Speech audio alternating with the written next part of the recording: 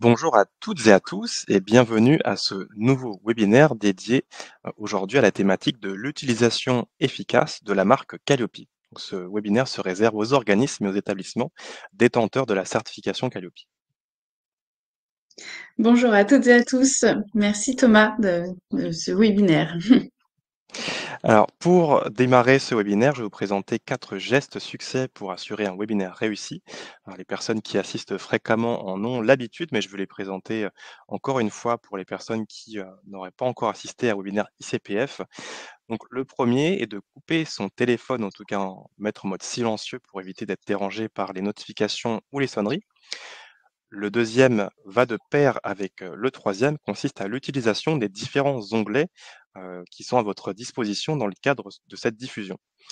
Donc, le premier onglet à utiliser, je vois qu'il y en a plusieurs qui sont en train de l'utiliser dès maintenant, comme Valérie, Delphine, Christophe, Étienne, Vincent. Donc, bonjour à vous, hein, je vois bien mes messages et d'ailleurs tout le monde peut les voir. Donc, premier onglet à utiliser pour faire part de vos remarques, réactions, échanger aussi entre participants, à différencier de l'autre onglet qui consistera cette fois-ci aux questions.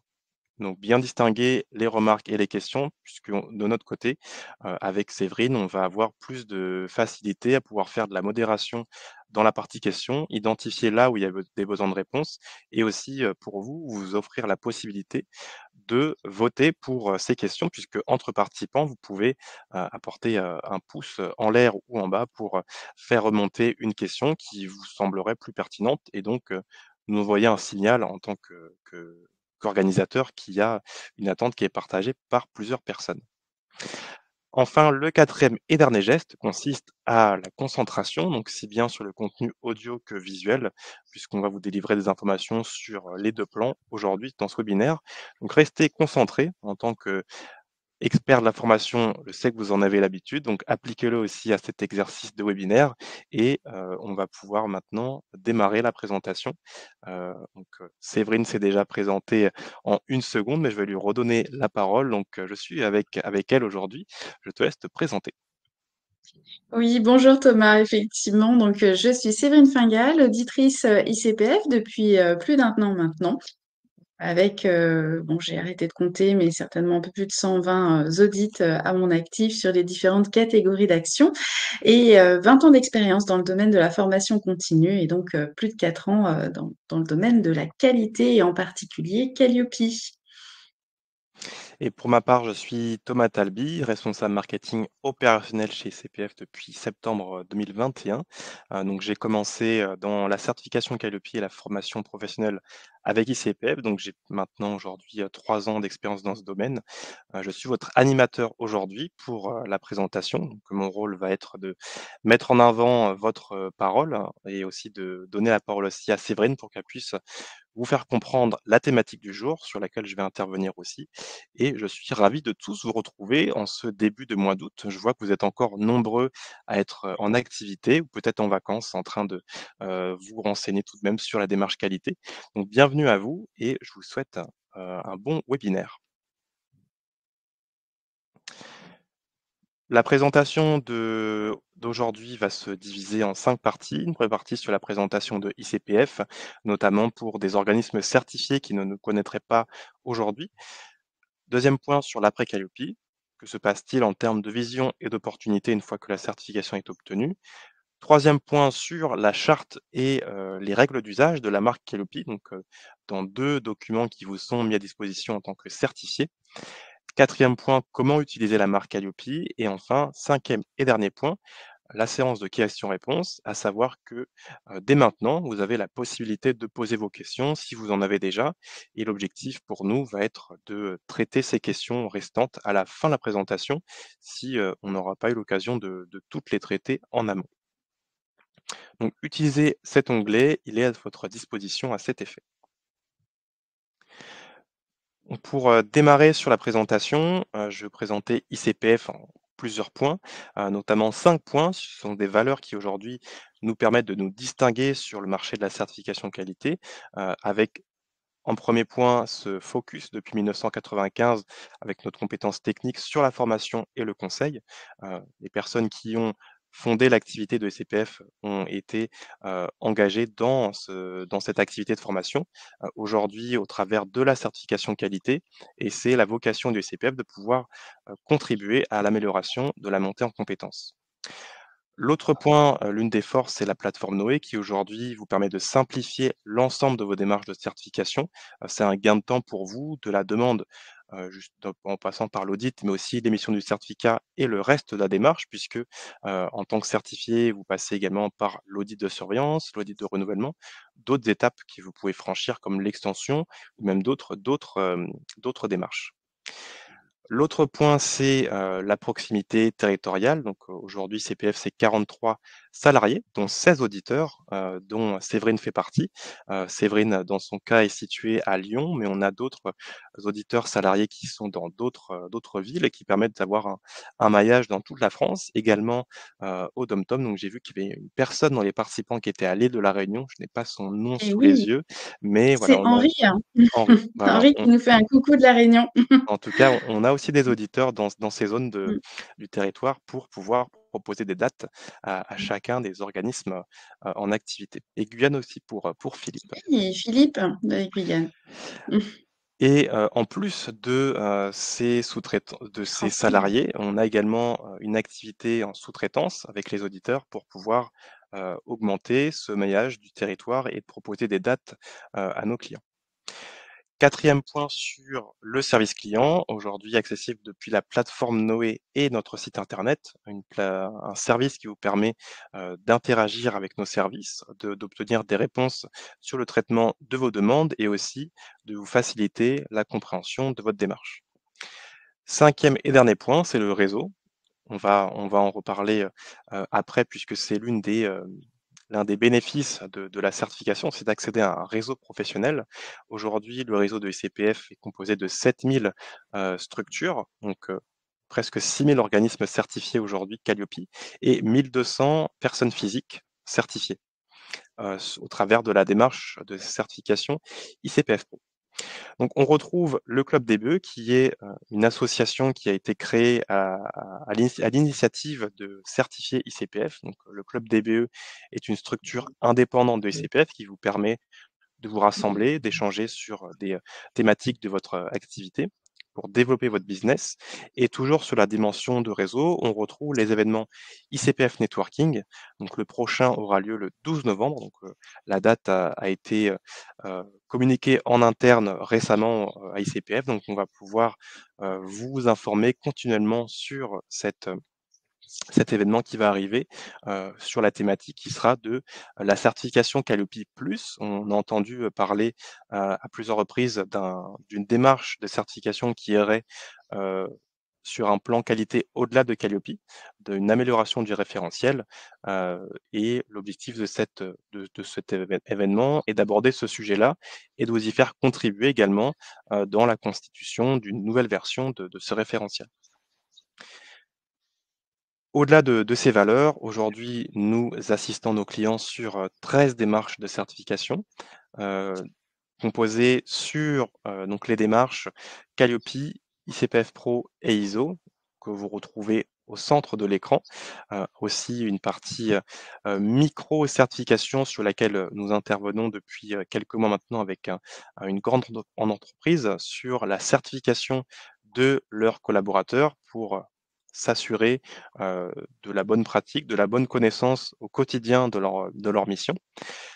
Une partie avant certification, le pré-audit, donc un entraînement à l'audit, l'option élaboration qui vous permet d'enregistrer vos preuves, structurer votre dossier, de retrouver ces éléments-là dans le cadre notamment de votre surveillance ou de votre renouvellement. De nouvelles offres des passes sérénité et groupe qui vous permettent de gagner en confort sur la planification de vos actions, mais aussi la mise à disposition d'interlocuteurs dédiés au sein de CPF et une partie après certification. Donc, on va pouvoir détailler dans quelques instants, notamment sur la surveillance, le renouvellement, l'extension pour aller intégrer de nouveaux sites et de nouvelles catégories à son périmètre et le transfert pour rejoindre ICPF si vous êtes certifié auprès d'un autre certificateur. Donc Séverine, je te passe la parole sur, cette slide. En tant que certifié Calliope, hein, je pense que c'est le cas aujourd'hui de la Mmh. plupart des, personnes présentes aujourd'hui. Quelles sont les étapes à venir une fois l'émission du certificat faite? Oui, merci Thomas. Alors effectivement, tu parlais de l'après. Alors vous avez donc vous avez réalisé votre audit initial. La suite, bien évidemment, c'est l'audit de surveillance. Donc l'audit de surveillance est à planifier entre le 14e et le 22e mois. C'est très important puisque effectivement, si vous ne planifiez pas dans ces délais, vous risquez une suspension pendant 3 mois et ensuite la suppression, bien entendu, de votre certificat. Donc voilà, pensez toujours à le noter dans vos agendas. Vous avez donc réalisé votre audit initial. Voilà, posez tout de suite dans l'agenda un rappel pour pouvoir aller planifier sur Noé votre audit de surveillance. Je le rappelle, l'audit de surveillance, effectivement, l'objectif, c'est de démontrer la conformité de votre process qualité mis en œuvre et dont vous avez fait la démonstration à l'audit initial. Donc ensuite, lorsque vous avez effectivement réalisé votre audit de surveillance, eh bien, il faut effectivement déjà penser à l'audit de renouvellement. L'audit de renouvellement, vous savez que votre certification Calliope est donc une certification sur 36 mois sur 3 ans. Donc, vous devez planifier votre audit de renouvellement avant cette date butoir, qui est une date de validité, je le rappelle. Et là, je fais un focus, hein, puisque nous sommes là en plein dans ces audits de renouvellement actuellement. Pensez bien à planifier votre audit de renouvellement au moins 3 mois avant la date d'échéance de votre certificat. C'est essentiel tout simplement parce que si vous aviez par exemple une non-conformité majeure, bien entendu, vous avez 3 mois, hein, vous savez comment ça fonctionne, vous avez 3 mois donc pour traiter cette non-conformité majeure. La problématique, c'est que si vous avez daté votre audit de renouvellement peut-être à quelques jours avant la fin de validité de votre certificat ou même à quelques semaines, eh bien votre temps, je dirais, justement de traitement pour gérer vos non-conformités est réduit d'autant. Donc c'est très important et ça, je ne suis pas sûre que l'information voilà, soit suffisamment remontée auprès de vous. Donc j'en profite sur cette slide pour vous faire un focus. J'en profite également sur l'audit de renouvellement. Voilà, c'est aujourd'hui imposé par les derniers décrets. Il faut avoir mis en œuvre une action sur la catégorie hein, sur laquelle vous êtes audité. Donc, si vous êtes certifié Calliope sur la catégorie action de formation, il faut avoir mis en œuvre, bien entendu, depuis l'audit de surveillance, une action de formation. Si vous êtes sur la catégorie bilan de compétences, de la même façon, il faut avoir mis en œuvre une action. Donc ça fait partie effectivement des nouveaux dispositifs suite au dernier décret. Et lorsqu'on parle de mise en œuvre, c'est effectivement avoir démarré cette action et l'avoir terminée. Très important, hein, voilà, j'en profite pour bien faire le point sur ces éléments-là concernant le cycle de Calliope. Bah, Alors, merci j'ai Séverine, cru voir. pour ces Oui, rappels. On a en effet peut-être qu'on voulait oui, aborder il la y a même quelques question. questions. En effet, donc je vois une première question qui a été posée dans la partie chat. Je vous invite plutôt à la formuler dans la Oui. partie questions pour bien nous permettre de faire la distinction entre les remarques et les questions. Donc la question est de Nina. L'audit de renouvellement, donc entre le 14e et le 22e mois, s'agit-il, donc pour le délai après l'initial ou après la date de renouvellement? Ah, alors, donc l'audit, on parle ici de l'audit de surveillance, hein, c'est ça? Parce que Oui, c'est c'est l'audit ça. de surveillance qui doit être planifié entre le 14e et le 22e mois. Et c'est effectivement à partir de votre date d'audit initiale. Est-ce que c'est suffisamment clair? C'est-à-dire qu'aujourd'hui, vous avez passé votre audit initial le 8 août. Donc, vous avez voilà, votre certificat qui a été établi en date du 8 août, puisque votre audit a eu lieu le 8 août. Eh bien, votre date d'audit de surveillance sera planifiée à partir d'aujourd'hui, plus 14 mois. Oui. Voilà, entre le 14e et le 22e mois. La date, de référence, c'est, la date d'émission du certificat. C'est pas tellement la date de passage de l'audit initial. Nous, on se base plutôt sur l'émission du certificat. Donc prenez cette date en référence, vous la retrouvez sur votre certificat et la notion de délai ensuite s'applique par rapport à cela et ensuite, C'est même un délai qui peut s'appliquer dans le cadre du renouvellement, puisque vous passez le renouvellement, le nouveau certificat a été mis, mais dans tous les cas, l'audit qui va se dérouler après, ça reste un audit de surveillance. Donc après, c'est un cycle continu, et on reprend les mêmes délais à chaque fois. Oui, parce qu'effectivement, on a une question de Caroline donc dans la rubrique questions. Il n'y a donc pas d'audit de surveillance entre les audits de renouvellement. Alors là, c'est pareil, je pense qu'il y a peut-être une mauvaise compréhension. Il y a toujours un audit de surveillance. C'est-à-dire qu'effectivement, on est sur de l'initial, la surveillance, le renouvellement, et après le renouvellement, on passe en surveillance. Et voilà, la boucle est bouclée. En fait, sur les 36 mois, vous êtes audité en moyenne tous les 1 an et demi, hein, pour Oui, faire simple. c'est ça. On va traiter une dernière question avant de repasser sur le contenu. On voit que ça a quand même généré quelques interrogations. Une question de Valérie. Si la surveillance a été faite sur site, est-ce que le renouvellement se fera à distance ou sur site? Ah, alors non, le renouvellement se fait bien sur site, hein. Effectivement, les dispositions qui étaient mises en place, hein, ces dispositions très particulières, voilà, des audits à distance, c'était suite au Covid et à toute cette période-là que nous avons vécue qui était assez compliquée. Aujourd'hui, les audits se font en présentiel. Mm. Alors je vois un message de Vincent concernant l'information qu'il y a sur l'écran. Donc, je vous rappelle que en tant que certifié CPF, ces 2 audits, surveillance et renouvellement, sont financés par la redevance. L'exception concerne des éventuels frais de déplacement. En effet, il peut y avoir une partie qui va être calculée en dehors de ça, mais si l'audit, se fait sans frais, il n'y aura pas de coût supplémentaire sur cette planification.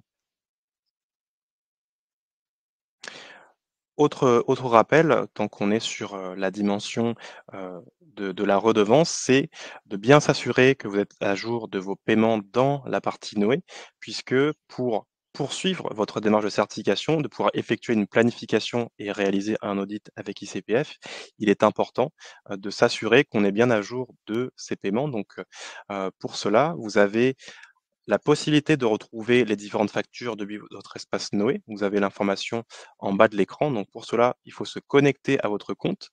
Depuis l'espace entité, donc l'onglet tout à droite, allez ensuite dans la partie facture et vous retrouverez les différentes parties à savoir. Donc avec un état en fonction de la facture, si elle est payée, peut-être en retard ou avec une échéance proche.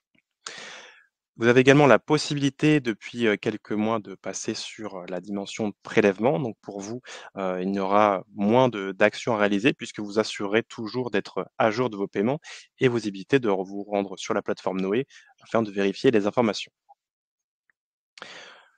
Pour revenir sur, la dimension, d'audit, donc on a parlé, des, audits de surveillance et des audits de renouvellement. Qu'est-ce qui est vu, concrètement, pour un organisme certifié Qualiopi à ce moment-là du parcours? Alors, dans le cadre d'un audit de surveillance, alors il y a plusieurs possibilités. Je ne vais pas forcément rentrer dans le détail, des indicateurs en l'occurrence puisque, voilà, c'est pas forcément l'objet de ce webinaire. Mais, effectivement, en audit de surveillance, hein, les dispositions sont différentes si vous étiez nouvel entrant à l'initiale ou pas. Donc effectivement, si vous étiez nouvel entrant, vous savez maintenant, hein, on a mené une campagne assez importante l'année dernière pour vous informer que cette surveillance se déroulerait donc sur une journée et non plus sur une demi-journée. Mais effectivement, bah, pour ceux qui n'étaient pas nouvel entrant à l'époque, hein, voilà, votre durée d'audit sur la surveillance reste d'une demi-journée. Et donc là, par contre, on va auditer et évaluer qu'un certain nombre d'indicateurs. Mais là, ce qui rentre dans le cœur de notre sujet sur ce webinaire aujourd'hui, c'est effectivement, alors, dans un premier temps, les non-conformités qui étaient identifiées au préalable, hein, les non-conformités notamment mineures à l'initial quand on est sur la surveillance. Et pareil, au niveau du renouvellement, quand durant votre audit de surveillance, vous avez eu des non-conformités donc mineures et vous avez transmis un plan d'action pour donc lever cette non-conformité, nous, au moment de l'audit, on va donc vérifier ce que vous avez mis en place à travers ce plan d'action. On va bien entendu vérifier l'usage de la marque Calliope, ICPF et COFRAC. Si vous êtes en audit de surveillance comme en audit de renouvellement, on va également vérifier l'affichage et donc de votre certificat, puisque on verra un peu plus loin, hein, il y a des obligations. Si vous avez un site internet, vous devez effectivement rendre disponible votre certificat avec toutes les informations, hein. Et puis, si vous recevez du public, effectivement, il faut également l'afficher. On verra également, on va évaluer également donc lors de ces différents audits, la surveillance comme le renouvellement. En amont, cette fois-ci, c'est vrai que c'est pas forcément dans l'ordre, mais les éventuels changements de situation. Hein, ça, c'est important. On parlait tout à l'heure de la planification. La planification et votre durée d'audit, notamment pour le renouvellement, se fera en fonction du chiffre d'affaires et donc de votre dernier bilan pédagogique et financier que vous devrez fournir. Bien entendu, si vous développez votre activité, si vous avez des nouveaux sites ou si vous souhaitez voilà, peut-être effectuer des changements voilà, au niveau de votre marque, c'est des informations effectivement qui feront voilà, l'objet d'éléments notés dans votre rapport. Alors, en complément de cette, slide, vous retrouvez 2 ressources donc, qui vous seront, données une fois le support en votre possession. Donc le support vous sera envoyé à la fin de la présentation via un questionnaire de satisfaction et à la fin du questionnaire, vous retrouverez ces 2 éléments, donc, le replay de la présentation et le support, au format PDF dans lequel vous retrouverez donc les 2 liens, donc sur le contenu, de l'audit de surveillance et de renouvellement. Alors, je vois 2 messages dans le chat, de Oui. personnes qui veulent qu'on passe au sujet du jour, c'est prévu. Donc on a pris le temps de mettre quand même en contexte la présentation, puisqu'il y a des personnes qui ne sont pas forcément au même, niveau d'avancement que vous dans la démarche. Mais voilà, je vous rassure, la thématique va être abordée, sur la slide suivante, puisqu'on a pu maintenant faire le rappel sur les différentes étapes du parcours. Donc en Du coup, temps j'en profite oui, pour vas-y. peut-être pour Sophie et Karine qui posaient des questions un peu plus spécifiques justement sur comment allait se dérouler l'audit de surveillance. Peut-être qu'on pourra répondre à leurs questions en toute fin de présentation. Oui, surtout qu'on a des webinaires qui sont dédiés, à cette Mm. thématique-là plus spécifique.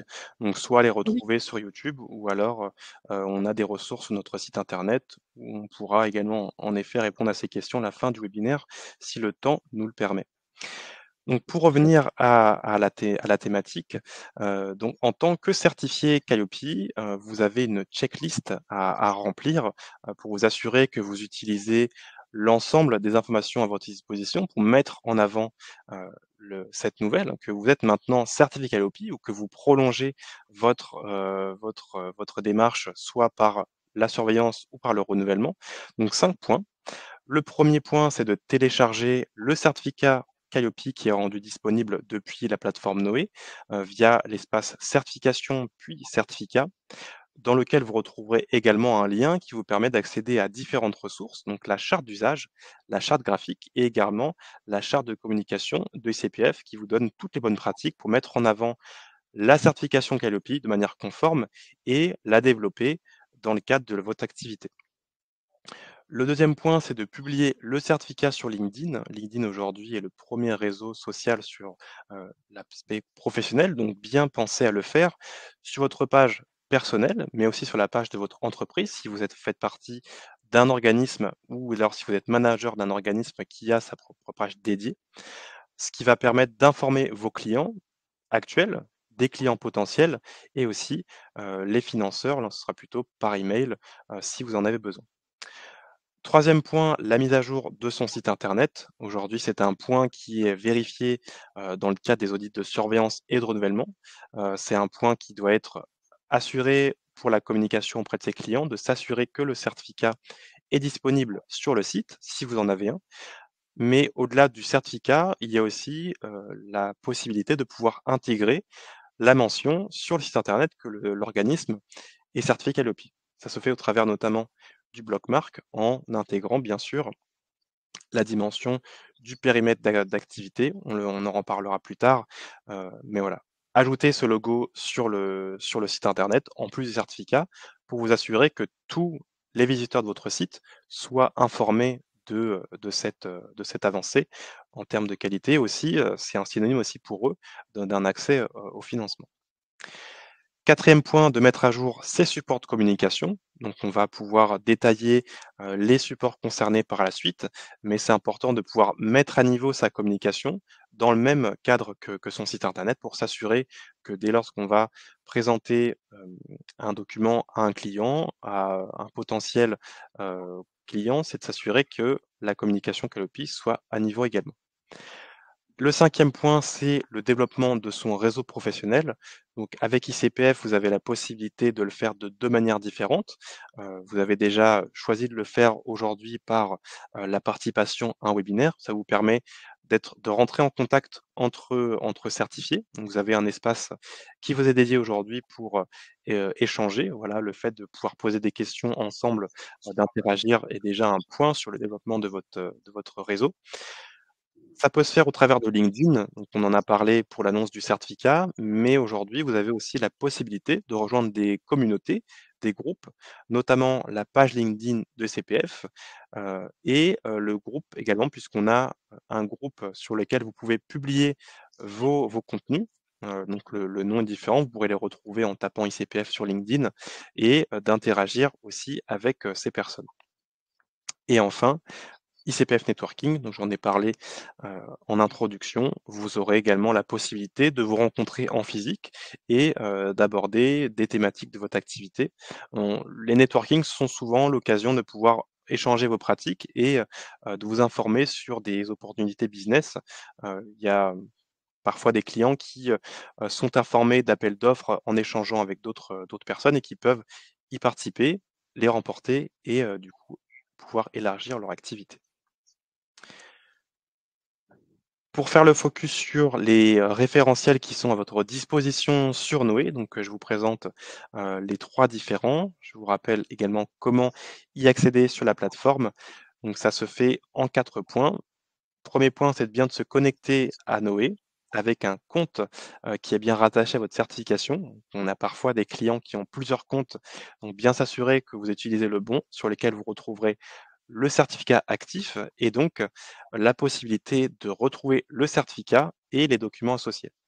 Donc 4 points, se connecter à Noé, accéder à l'onglet certification, cliquer sur certificat à gauche de la page et ensuite le lien voir les documents de marque dans lequel vous retrouverez donc ces 3 éléments. L'achat d'usage de la marque, la charte graphique Calliope avec des exemples pratiques pour vous montrer comment utiliser, cette documentation et le plan de communication du certifié, donc qui va vous permettre de pouvoir valoriser, cette démarche qualité. Donc en tant que certifié Calliope, Séverine, on fait partie de l'écosystème. Qu'est-ce qu'on entend Mmh. aujourd'hui par l'écosystème de Calliope?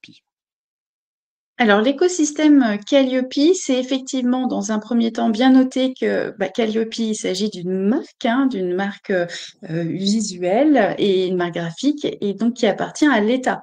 Donc c'est très important de le noter. Donc forcément, il faut l'utiliser, correctement et bien respecter effectivement la charte d'usage. On va le voir tout de suite, dans quelques instants. Les utilisateurs, bien entendu, c'est, vous, organismes de formation, certifiés. Ce sont également les certificateurs tels qu'ICPF, les récepteurs, donc ceux qui vont pouvoir, identifier et retrouver cette marque, ce sont vos stagiaires, vos bénéficiaires, vos clients, les financeurs, vos parties prenantes, hein, d'une manière générale.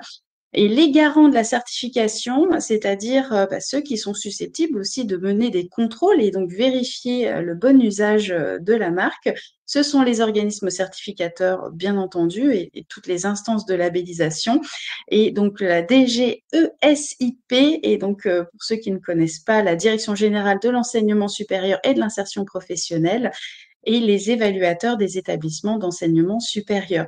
Voilà, donc c'est tout notre écosystème et c'est vrai qu'on n'y pense pas forcément. Voilà, Calliope, c'est pas juste une marque et donc qui est, vérifiée, par votre auditeur pendant les audits de surveillance ou de renouvellement.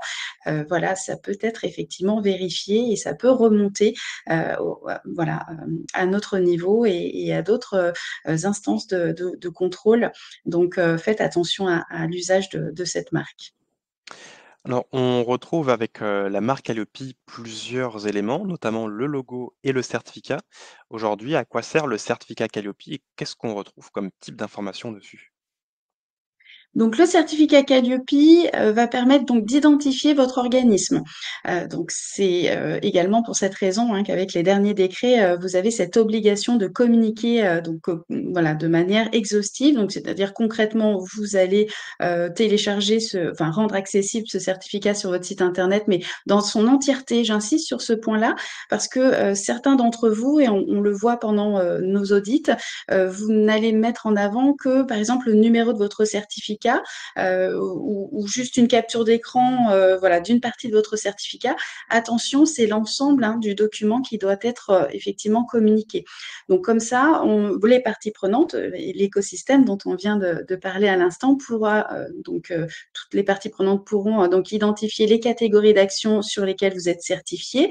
Ils pourront également identifier l'organisme votre organisme avec votre numéro d'NDA, numéro de SIRET, les adresses qui correspondent au périmètre de votre certification et surtout, bien sûr, identifier également votre organisme certificateur. Ouais et pour compléter ce que tu as indiqué, Séverine, sur l'utilisation du certificat, donc en effet, le document doit être utilisé de manière intégrale, c'est-à-dire qu'on n'a pas la possibilité de masquer une ou Mmh, plusieurs informations, donc c'est mmh. prévu par le référentiel, mais c'est surtout, l'assurance qu'on puisse identifier complètement, la personne qui est détenteur ou l'organisme qui est détenteur de ce certificat. Alors je sais, Tout à par fait. expérience que c'est souvent, des organismes unipersonnels qui, font le choix de pouvoir masquer d'informations, notamment l'adresse, puisqu'en tant qu'indépendant, l'adresse qui est Mmh, indiquée est souvent l'adresse du domicile et donc là, on peut se dire: «Je n'ai pas envie que l'information soit communiquée», mmh. mais pour autant, ça peut enfin, c'est pas que ça peut, c'est que c'est considéré comme une non-conformité de faire ainsi. Et oui. Donc si, Mmh. vous préférez, heu ne pas communiquer cette information, plutôt, utiliser d'autres supports pour, mettre en avant que votre organisme est certifié, notamment, par exemple, avec le logo dans lequel vous avez également des règles à suivre pour vous assurer, que c'est fait de manière conforme. Mmh. Oui. Et quoi qu'il en soit, cette obligation de publication du certificat est obligatoire, hein, enfin, sauf si vous n'avez pas de site internet et donc dans ce cas-là, vous communiquez sur demande ou sur place si vous recevez du public, mais autrement, c'est obligatoire. Ouais et effectivement, de toute façon, hein, sachez qu'à partir du moment où vous êtes certifié Qualiopi, vous êtes enregistré également au niveau de la base de données, du gouvernement et notamment sur, l'adresse, entreprise, .gouv. J'ai mangé l'adresse complète, hein, mais ne serait-ce qu'avec votre nom, votre numéro de SIRET, de toute façon, voilà, les personnes qui, souhaiteraient, connaître vos coordonnées, votre adresse peuvent retrouver l'information très rapidement. Donc, voilà, ne faites pas d'erreur, ne faites pas l'impasse là-dessus puisque c'est quand même un écart majeur, hein, je tiens à le signaler. Mmh. Alors, on va avancer sur la présentation. En plus du certificat, pour communiquer sur la marque Qualiopi, on retrouve également, le logo. Donc, quelles sont des 1res règles qu'on peut partager sur l'utilisation conforme du logo Qualiopi? Donc, déjà, j'insiste encore une fois, reportez-vous bien à la charte d'usage, hein, que vous pouvez, retrouver et télécharger, sur votre plateforme Noé et vous allez y retrouver toutes les informations nécessaires. Il faut bien retenir une chose, c'est que le logo tel qu'il apparaît ici, vous n'avez pas le droit de le modifier, hein. Ils vous ont donné des exemples, là pour bien comprendre. Donc vous ne le modifiez pas, et la taille est très importante également, hein, parce que ça, on l'évoque, peu. Parfois, on est en audit et malheureusement, bah, voilà, on se rend compte que la taille du logo est en deçà donc des 23 millimètres de large et 10 millimètres de haut parce que, voilà, un mauvais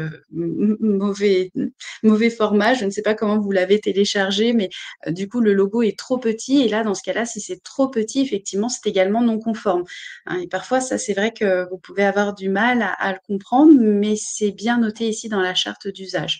Donc là, je tiens quand même à bien, faire un focus, sur cet exemple-là. Vous avez le logo Qualiopi, vous voyez, avec un fond un peu grisé.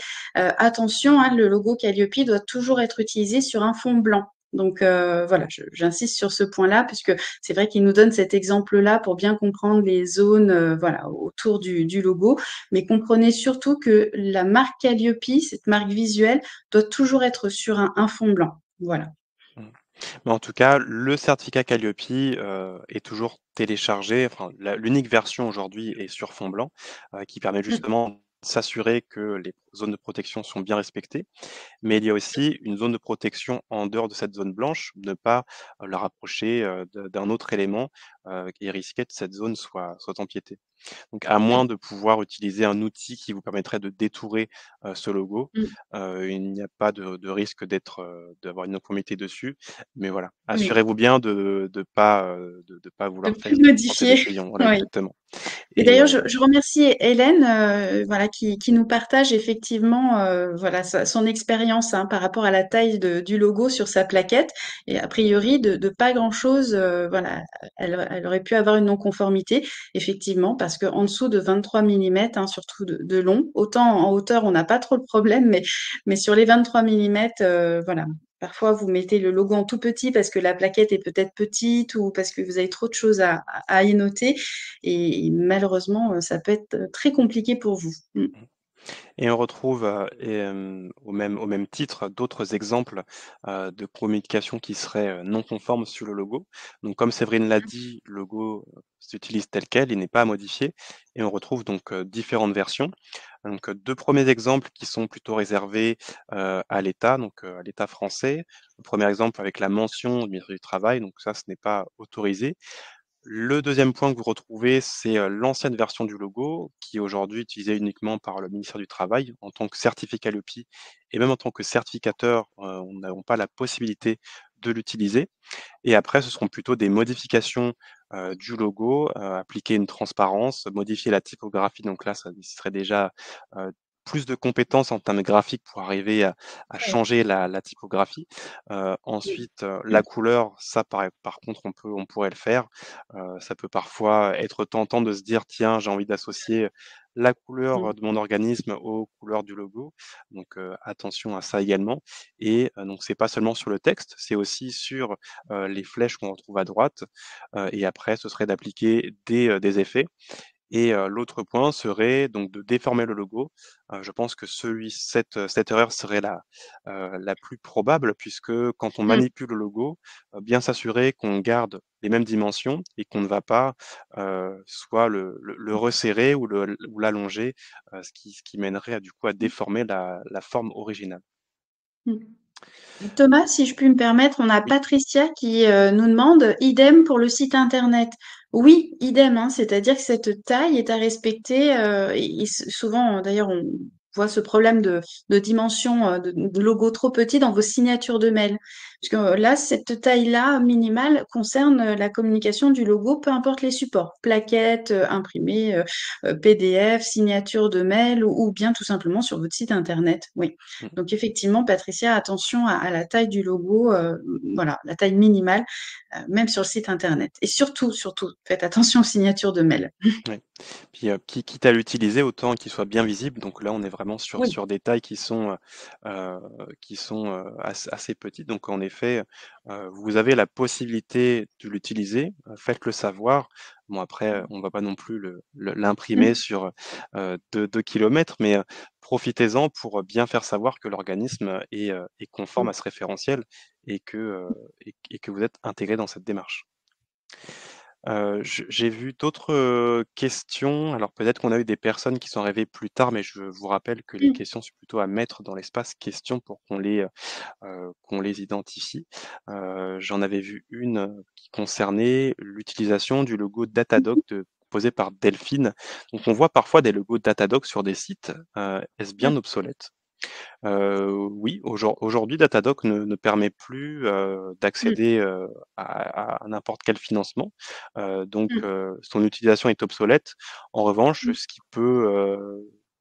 qui peut être utile pour ces organismes-là qui le font encore, c'est de dire, qu'ils étaient déjà engagés dans une démarche qualité avant mmh, et peut-être que ce sont des organismes qui, n'ont pas encore franchi le pas de Qualiopi et qui, mmh, sont encore rassurés de se dire: «Bah, voilà, j'ai peut-être pas Qualiopi, mmh, mais j'étais déjà Datadoc avant». mmh, Ça peut être mmh, utile dans ce sens-là. Mais en effet, mmh, si ce n'est que de la reconnaissance personnelle, mmh, aujourd'hui, il n'y a plus de bénéfice à utiliser ce logo. mmh.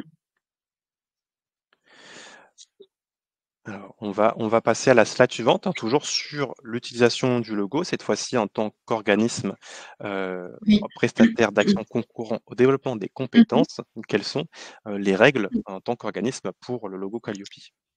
Et oui, merci Thomas. Et du coup, Fabienne et Evelyne font la transition. Effectivement, là, on parlait uniquement du logo, hein, cette fameuse marque figurative Calliope.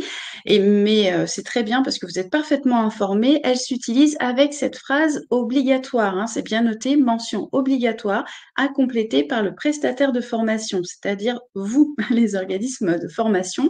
Donc cette phrase, c'est la certification qualité a été délivrée au titre de la ou des catégories d'actions suivantes.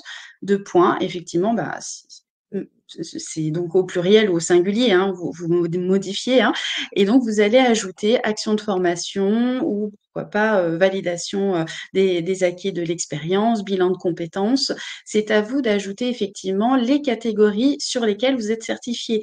Et c'est obligatoire. N'utilisez pas le logo, donc la marque figurative comme ça, tout seul sur vos documents. Hein. Ça, c'est pas conforme. C'est-à-dire que le logo Calliope doit toujours être accompagné de cette mention. C'est obligatoire. Vous ne pouvez pas utiliser le logo Calliope seul, sans cette mention. Voilà, j'espère avoir été très très claire. Et je rajoute un point, pareil, hein, important, c'est bien noté là, mais parfois vous n'avez pas forcément le réflexe. C'est toujours concernant je dirais ce souci de lecture, cette fameuse phrase-là, eh bien, la taille de cette typo doit correspondre à celle de processus certifié. Voilà, elle peut être, légèrement, plus petite, hein, d'ailleurs, elle le note bien ici, légèrement, mais il faut pas que ça soit, illisible, hein. Il faut vraiment que, bah, voilà, votre logo soit lisible et cette mention également. Et en tout cas, il ne faut pas que ça soit écrit plus gros que processus certifié. Vous voyez, hein, la mention qui est en dessous de Calliope. Donc j'insiste là-dessus parce que, bah, en tant qu'auditrice, voilà, ça fait partie des écarts qu'on identifie très, très régulièrement. Donc, vous utilisez le logo, mais malheureusement parfois sans cette mention obligatoire ou avec cette mention obligatoire écrite trop petite ou complètement trop gros, disproportionné, par rapport effectivement à processus certifié. Donc, voilà, faites bien attention à cet élément-là. Ça répond d'ailleurs, je pense, à une question qui a été posée dans le chat d'une personne qui avait Oui. vu, un organisme utiliser le logo seul. Donc en effet, ce n'est Mmh, pas autorisé. En tant que mmh, certifié, on doit indiquer le périmètre, sur mmh, là où les actions qui font partie du périmètre de certification. Une tout à question fait. de Delphine: «Est-ce autorisé de mettre sur LinkedIn le certificat, plus le logo?»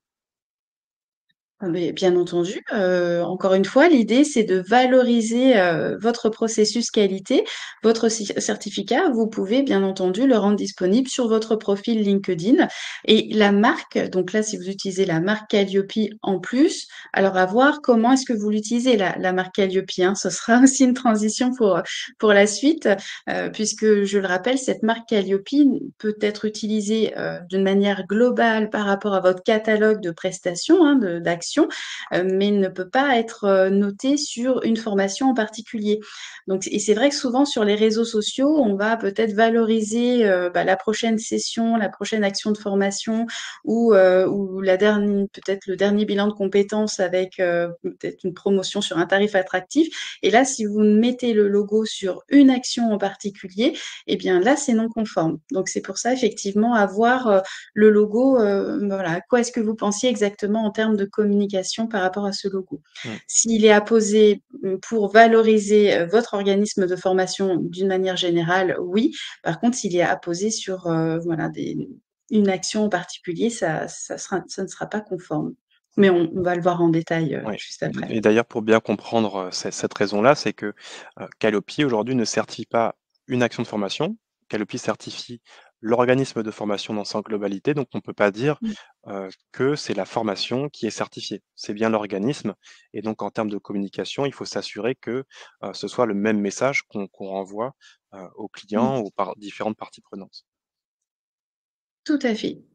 Donc là, on a vu l'utilisation du logo pour un organisme, opaque et là maintenant on peut le voir sur les établissements d'enseignement supérieur qui, depuis, de Oui. récents ajustements, ont le droit maintenant d'utiliser ce logo. Oui, tout à fait. Alors, je ne sais pas aujourd'hui si vous êtes nombreux à, voilà, est-ce qu'on a des établissements d'enseignement supérieur connectés cet après-midi? Ici, vous pourrez le constater hein, très simplement, c'est effectivement le texte hein, en dessous qui est différent, puisque effectivement, on est là dans un cadre voilà, qui n'est pas le même que les organismes voilà, de prestataires de formation.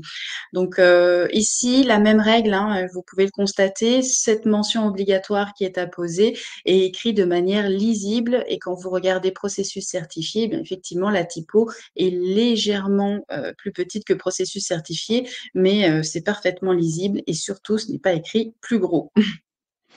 Alors une question de Julie: en dehors du site internet et des locaux, y a-t-il d'autres endroits où l'affichage du logo Calliope est obligatoire?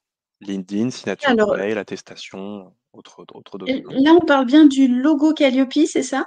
Alors dans la question, c'est logo, mais je pense qu'il y a peut-être une incompréhension, Oui, avec puisqu'aujourd'hui, le certificat. il y a pas Tout d'obligation à fait. sur l'utilisation du logo, si ce n'est que quand on l'utilise de le faire correctement. Mais aujourd'hui, l'obligation est sur l'utilisation du certificat. Et donc là, vous l'avez Oui. dit, c'est sur, le site internet, dans les locaux.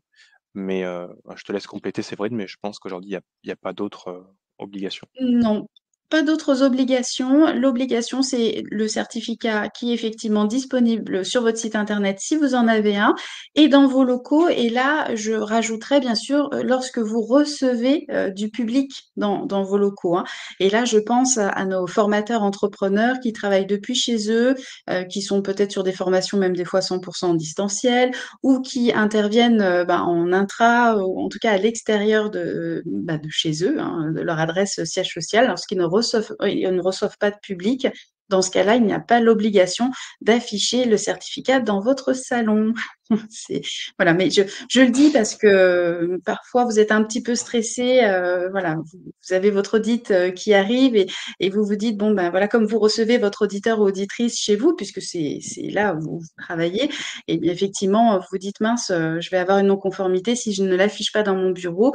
Non, encore une fois, on fait preuve d'intelligence situationnelle et aujourd'hui, l'obligation, c'est bien d'informer vos parties prenantes, mais vos parties prenantes, si elles ne viennent pas chez vous, bien effectivement, il n'y a pas d'obligation hein, d'affichage voilà, dans votre domicile si vous ne recevez pas de public.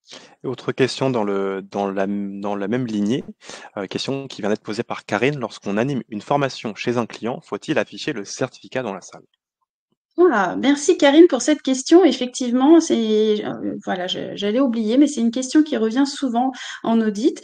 Non, du tout. Vous intervenez chez votre client. Dans ce cas-là, lui a eu l'information en amont, peut-être parce que déjà vous avez un site internet et vous diffusez votre certificat. Donc votre client, bah, avant d'être client, il était prospect et il a bien eu les informations concernant votre certificat.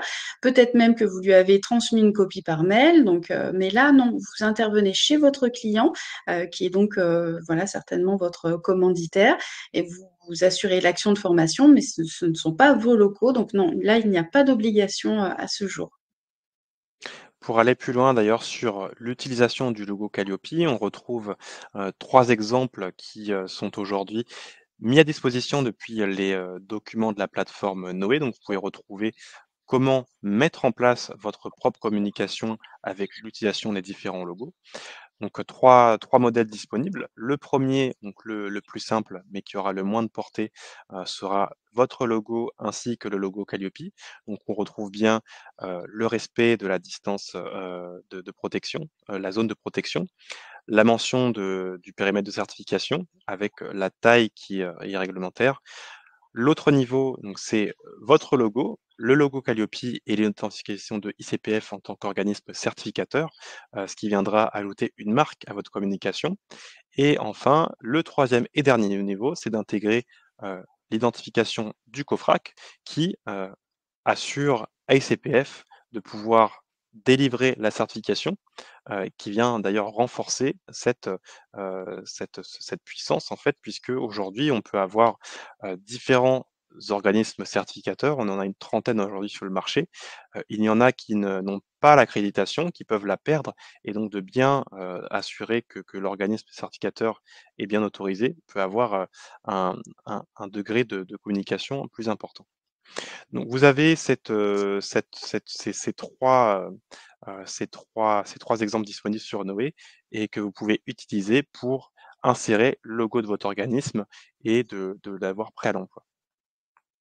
Alors, on a une question, je l'ai plus sous les yeux. Quelqu'un demandait si on pouvait mettre à disposition, le Oui, bloc marque avec, la mention action de formation.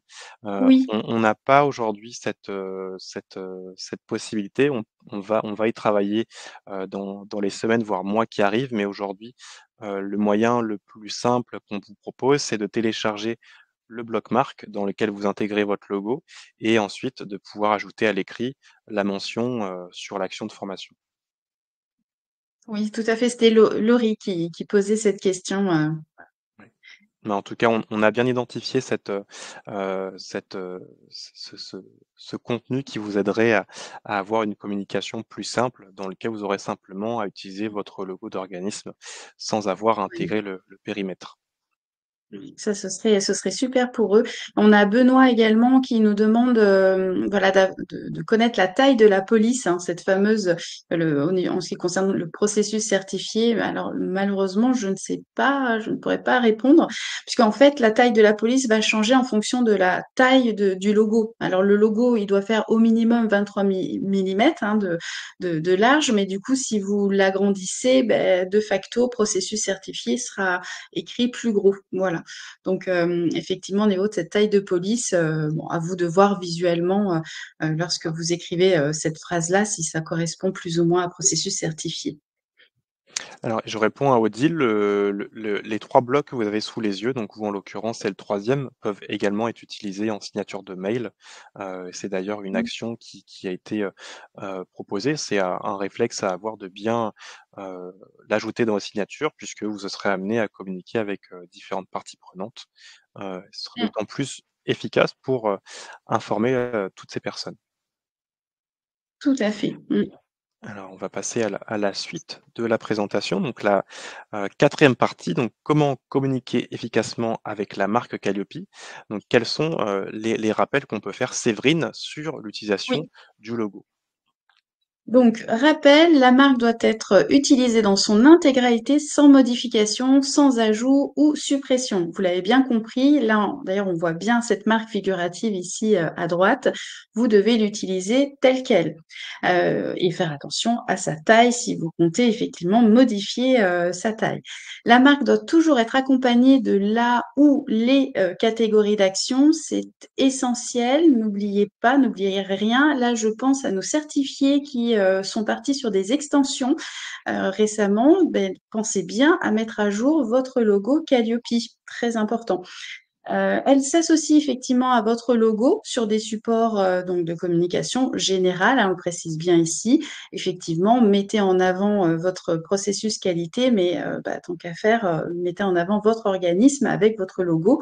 Donc, la documentation générale, alors imprimée ou pas imprimée d'ailleurs, hein, mais surtout, effectivement, pensez bien à, et on va voir tout de suite, sur quel support ne pas utiliser le logo pour pas être non conforme. Voilà. Donc ici, effectivement, attention, le logo, Calliope, on peut, l'utiliser, oui, peut-être même en abuser, mais pas de partout. Donc on commence par, comment bien l'utiliser, effectivement, sur votre catalogue.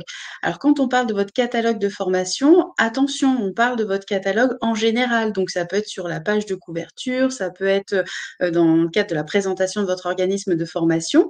Mais si dans le catalogue de formation, le logo, on le retrouve sur vos actions de formation en particulier, vous donnez je sais pas moi, des cours d'informatique et on retrouve le logo sur votre programme voilà, de formation informatique, là, c'est non conforme. Hein, donc attention parce que là, souvent, vraiment, on a une mauvaise compréhension. Quand on dit: «OK, je peux, la poser sur mon catalogue de formation», oui, mais c'est du coup l'ensemble de vos formations, hein. Comme Thomas vous l'a expliqué, c'est votre organisme qui est certifié Calliope et ce n'est pas une action en particulier. Alors bien sûr, sur vos affiches, vos brochures, voilà, un document de présentation, pourquoi pas, un diaporama, une plaquette, encore une fois générale, hein, qui pourrait, présenter votre organisme et ce que vous proposez à vos bénéficiaires, à vos stagiaires. Des supports de communication en ligne, bien sûr, site internet, les réseaux sociaux, bien vous avez déjà posé la question tout à l'heure par rapport à LinkedIn, voilà, pourquoi pas, mais attention, ne pas la poser sur une action en particulier sur laquelle vous feriez la promotion sur votre site internet ou réseaux sociaux. Et je pense notamment à Instagram aussi, hein, qui est de plus en plus utilisé, ou bien encore Facebook d'ailleurs. Attention à ne pas poser la marque sur un programme dont vous feriez la promotion. Mais pensez bien à le faire de manière générale. Et signature d'email, pareil, on vient de l'évoquer ensemble. Alors, on a encore, d'autres questions, des questions Oui. qui défilent sur l'utilisation, du logo. Une première, par exemple, le logo est-il, utilisable sur une carte de visite? Alors, oui, sur votre carte de visite, vous pouvez utiliser le logo à partir du moment où il est bien complet, hein, avec, la mention et bien entendu, qu'il fasse au minimum 23 millimètres, hein. Je vous dis ça parce que sur la carte de visite, c'est encore plus compliqué de caler le logo Calliope avec la bonne taille. Maintenant 23 millimètres, hein, ça fait juste un peu plus de 2 centimètres, donc tout c'est possible. Mais pensez bien à ajouter également la mention obligatoire et la catégorie ou les catégories d'action. Mais oui, sur votre carte de visite, voilà, qui est donc à l'image de votre, organisme, c'est tout à fait possible.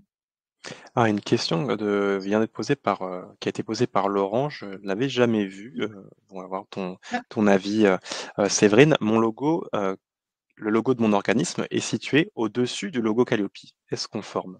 Puisqu'on le voit souvent en bandeau, oui, heu, tout à fait. mmh, Alors, là, il nous faudrait reprendre la charte, mais alors de mémoire, le logo doit être apposé à côté, comme, le bloc que tu viens de nous montrer, Thomas.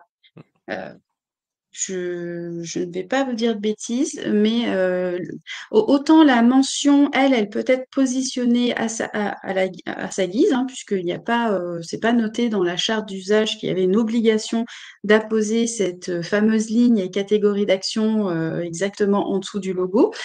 Par contre, en ce qui concerne votre logo associé au logo de Calliope, oui, là par contre, il y a une obligation. Alors je vais vérifier. Hem, hop, alors et c'est vrai que du coup, je vois plusieurs attentes sur, la mise à mmh, disposition d'un logo, Calliope avec, la mention de la catégorie ou des catégories d'action. Aujourd'hui, ce oui, n'est pas disponible sur Noé, mais, comme je l'ai indiqué, oui, on a bien compris, identifié que c'était un besoin de votre côté pour vous simplifier la communication. Donc on souhaite, oui, vous mettre cela à disposition, mais pour l'instant, ce n'est pas encore fait. Donc ce sera, oui. dans les prochaines semaines ou prochains mois depuis votre espace Noé. Alors, effectivement, je pensais qu'on avait, une information, spécifique par rapport à ce logo, c'est-à-dire le logo effectivement, associé à votre organisme, mais effectivement non, je ne vois pas l'information là reprise sur, Bah, si l'information n'est mmh mh. pas, communiquée dans la charte, c'est que vous avez la possibilité Oui, de le mettre au-dessus. Après nous, ce qu'on tout fait, à fait. en tant que certificateur, on peut avoir aussi la possibilité d'interpréter les référentiels, et donc là, Mmh, pour avoir le cœur net, on peut solliciter, la DGEFP et c'est ce que je oui, ferai, à la suite du webinaire pour, aborder ce point, qui mériterait oui. d'être validé. Tout à fait. Oui, oui, c'est vraiment, très intéressant parce qu'effectivement sur la dernière version de la charte, ça n'en fait pas mention et c'est effectivement quelque chose à vérifier. Peut-être qu'effectivement il n'y a plus cette obligation de mettre le logo exactement à côté, à voir. Mais en tout cas, oui, il faudra vraiment qu'on revienne vers vous à ce sujet-là parce qu'il y a quand même une notion de proportion et cetera. C'est-à-dire que votre logo ne peut pas normalement être plus gros que le logo Calliope et inversement. Donc, il y a vraiment une notion d'équilibre, comme on vient de le voir là au niveau du bloc. Mais du coup, il faudrait surtout que je vous retrouve l'élément de référence. Mais, voilà, à voir si les choses n'ont pas changé. On a plusieurs questions qui concernent la Oui, signature de mail. J'en vois une de oui. Gaëtan. Est-ce que le logo peut Mmh. figurer dans la signature de tous les mails de la société ou ne peut-il être inséré que dans les mails concernant la formation? Ah beh, alors là, c'est très simple. Encore une fois, on revient, bien sur, l'objet de cette certification. La certification Qualiopi certifie le process qualité de votre organisme et donc, de facto, ça peut vous pouvez effectivement utiliser ce logo-là, sur tous vos types de enfin, toutes vos signatures de mail, puisque c'est bien votre organisme de formation qui est certifié. Donc, vous pouvez parfaitement signer votre mail avec le logo à partir du moment où il est parfaitement conforme. Et même si c'est pour échanger sur, je sais pas moi, un projet qui n'a rien à voir avec la formation, avec un de vos clients ou même en interne, c'est pas gênant. À partir du moment où effectivement, bah, il s'agit bien de votre société, votre organisme de formation qui est certifié, vous pouvez utiliser le logo, en signature de mail, même si ce n'est pas pour, transmettre une convention ou échanger sur un sujet, de formation, avec un de vos clients, hein. Il y a pas de problème par rapport à ça. Et pour répondre à la question d'Étienne, ce n'est pas obligatoire, hein, de le faire, c'est, une possibilité. On, Oui. trouverait ça dommage en tant que certifié de ne pas utiliser les différents canaux qui sont autorisés, mais ce n'est pas une obligation d'utiliser le logo Calliope dans la signature de mail. Mmh. On va repasser à la suite. Donc en tant que qu'auditrice, Séverine, tu as parlé Oui. tout à l'heure de différents, écarts, des écarts fréquents que tu peux constater. Donc on en a Mmh. listé 5 à l'écran, mais peut-être que tu en aurais d'autres à ajouter, notamment sur la Eh taille du bien, texte qui n'avait pas été, oui. indiquée, je crois. Oui, effectivement, je reviens sur, l'utilisation du logo sans la mention. Alors ça peut vous paraître, fou parce que voilà, je vois qu'il y a un bon nombre d'entre vous, effectivement, vous êtes certifiés, donc vous avez l'habitude déjà d'utiliser le logo. Mais sachez qu'effectivement beaucoup, beaucoup, encore aujourd'hui, même en audit voilà, de surveillance, hein, au bout d'un an et demi, qui continuent à communiquer sans la catégorie d'action. Donc ça, clairement, hein, c'est bon, déjà, c'est dommage parce qu'on ne sait pas, sur quelle catégorie vous êtes certifié. Donc en termes de communication, ça n'a pas de sens et donc surtout, c'est un écart majeur. La forme et la couleur du logo, alors en toute transparence, là, moi, en ce qui me concerne, je n'ai pas eu cette expérience-là. C'est-à-dire qu'en général, vous utilisez bien le logo, enfin la marque figurative, alors des fois malheureusement sans la mention, mais pour l'instant, personne n'a décidé de changer la couleur du logo ou sa forme. Par contre, ce que je vois, souvent, pareil, hein, même en audit de surveillance, c'est le logo, mais sur, le fond de couleur de votre catalogue ou, avec un fond, le fond de votre site internet et donc il n'est pas sur fond blanc, hein et donc il ne respecte pas effectivement, voilà l'élément, graphique de la charte. Ce logo, cette marque figurative doit toujours, toujours être sur fond blanc. C'est très important. Utiliser l'ancienne version du logo Calliope, oui, Thomas, je confirme, je l'ai encore vu là récemment, donc incroyable, hein, parce que l'ancienne version quand même date, je sais pas, de 2020, il me semble. Donc oui, il y en a encore qui utilisent l'ancien logo Calliope. Donc et parfois même avec par contre la mention, hein, les catégories d'action, donc ils font les choses bien, mais c'est la marque figurative qu'ils utilisent. Voilà, malheureusement, ils n'ont pas utilisé la bonne marque, enfin le bon logo. Donc c'est pareil, encore une fois, on se répète, hein, mais les informations, vous allez pouvoir les retrouver sur votre plateforme Noé. Donc n'allez pas télécharger n'importe quoi sur Internet, récupérez bien voilà, les ressources qu'on vous met à disposition. Associer le logo à une action de formation spécifique. Alors pareil, de mon expérience à moi, donc depuis 2020 que je pratique l'audit, ça je ne l'ai pas vu. Donc voilà, mais on peut imaginer que vous seriez tenté de marquer, certifié Qualiopi, bah, par exemple sur les actions de formation, bureautique. Voilà, bon, moi ça je l'ai pas vu, mais effectivement, s'il vous plaît, ne faites pas cette erreur-là. Vous notez juste votre catégorie, par exemple, action de formation. Masquer une ou plusieurs informations du certificat Qualiopi, alors oui, alors ça par contre, ça on le voit quotidiennement depuis la nouvelle obligation. Donc, ça ne sert à rien. De toute façon, l'information aujourd'hui, elle est diffusée, hein, sur le site, voilà, le fameux annuaire des entreprises, hein, .gouv. On a toutes les informations, sur votre organisme. Donc, ne cachez rien. Ça ne sert à rien de cacher votre numéro de SIRET ou votre numéro de certificat ou votre nom, parce que toutes ces informations-là sont disponibles, hein, officiellement sur internet. Voilà. que justement tout le monde puisse identifier les acteurs de la formation. Donc ne faites pas ça puisque malheureusement, ce serait un écart majeur. Autre écart fréquent par rapport à la marque ou le certificat. Aujourd'hui, non, hein, je pense qu'on les a bien tous évoqués. Cette fameuse taille de logo, j'insiste vraiment là-dessus. Voilà, Taille de logo ou voilà, taille du texte, ouais, qui peut taille du revenir. texte. Mmh. Ouais, tout à fait. Alors ensuite, pour, aller plus loin sur l'utilisation de la marque, on vous a déjà présenté quelques exemples de blocs marques. Là, on retrouve leur utilisation sur différents canaux. Donc sur la gauche, sur, LinkedIn, l'utilisation du certificat. Donc, vous retrouvez, une ancienne version du certificat puisqu'on l'a mis à jour, en début d'année. Je crois que c'était en février, pour, bien proposer un format plus moderne et aussi répondre à certaines, problématiques qu'on avait sur, certains clients qui avaient des structures telles qu'on n'avait pas assez de place pour intégrer l'ensemble des adresses. Donc on a, préféré changer cette version. Donc vous retrouverez dans tous les cas cette version sur Noé. Donc, Mmh. si, vous avez donc un certificat avec ICPF, assurez-vous bien que vous utilisez la dernière version, dans votre espace.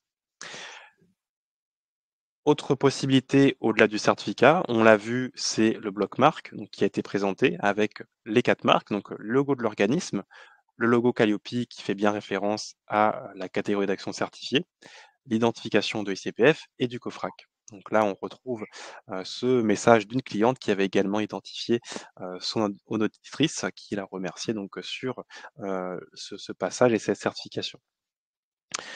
La signature de mail, donc on l'a vu, donc là, ça correspond au bloc marque qui a été repris, avec là, le logo du client et le dernier exemple sur un site internet dans lequel on retrouve cette utilisation, en dessous d'un formulaire de contact qui vient bien rappeler que l'organisme est certifié Calliope.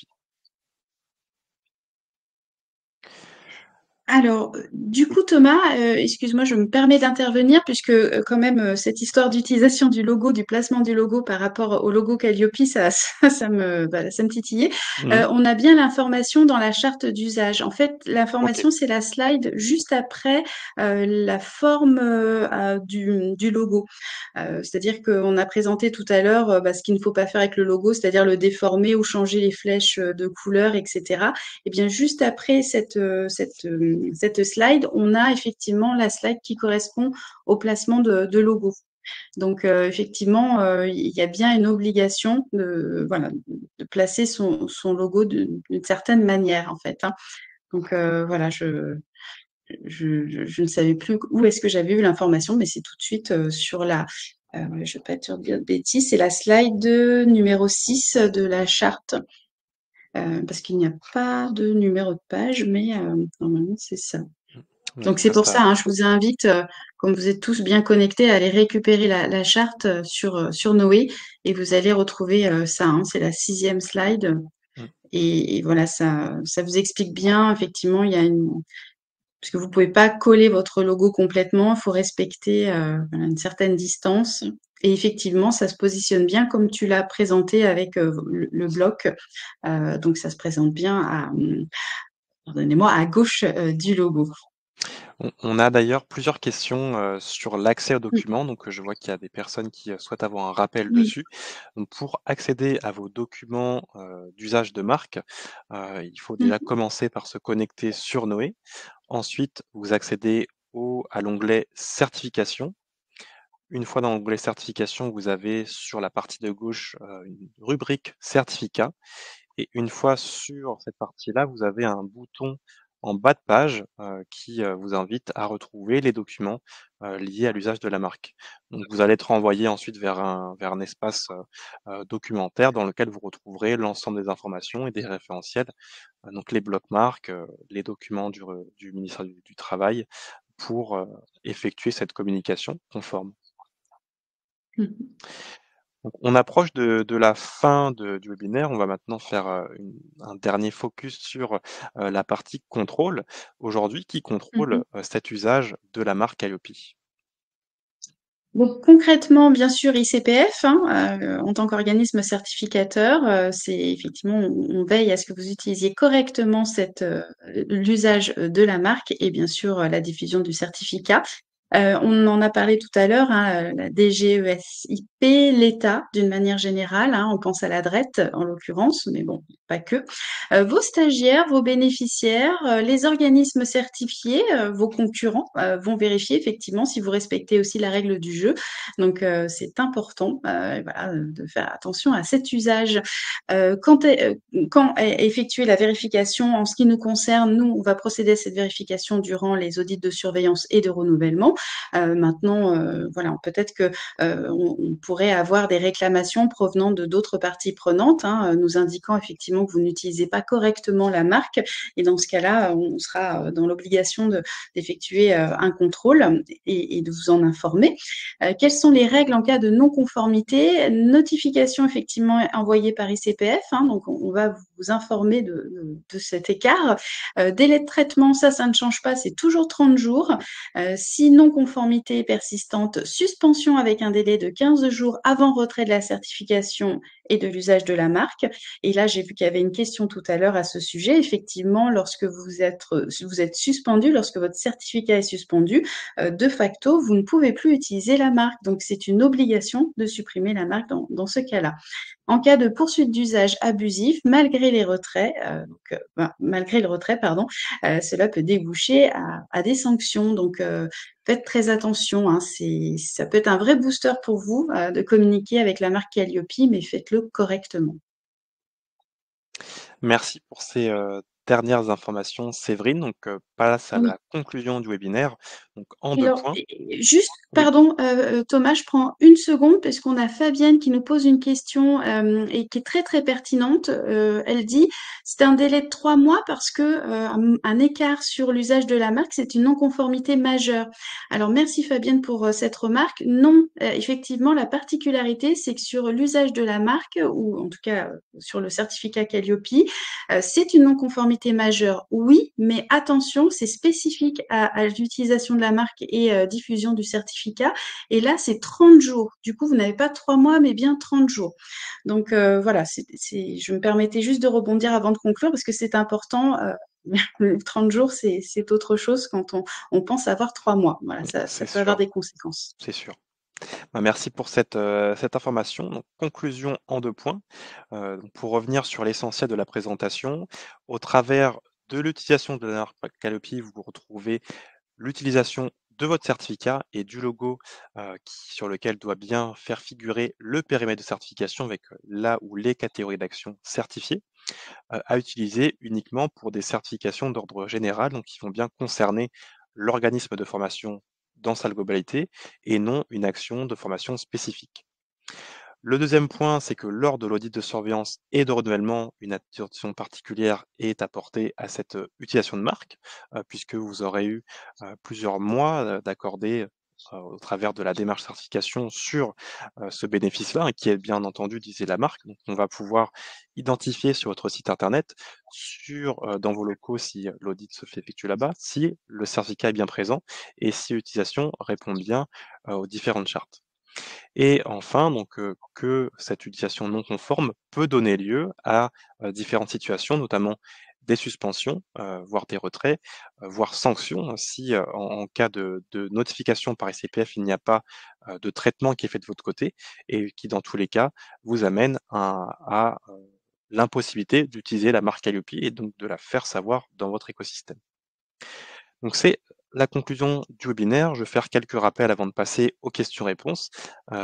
Mais déjà, je te remercie, Séverine, sur la qualité de ton intervention, qui a permis Merci. avec, ton expérience d'auditrice de pouvoir, aller au-delà du contenu de la présentation.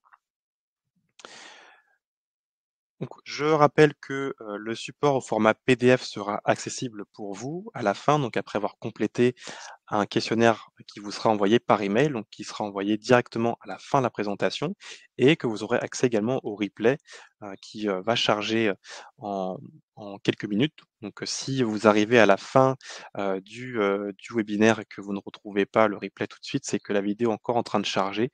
Ça demandera 1 minute pour que ce soit en ligne.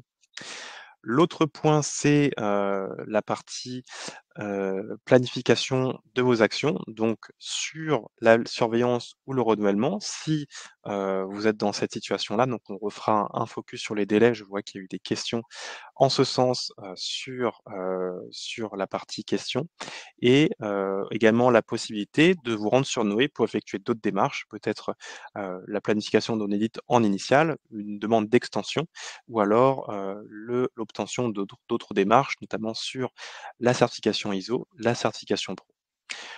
Autre point, c'est la possibilité de rejoindre ICPF si vous êtes certifié auprès d'un autre organisme certificateur.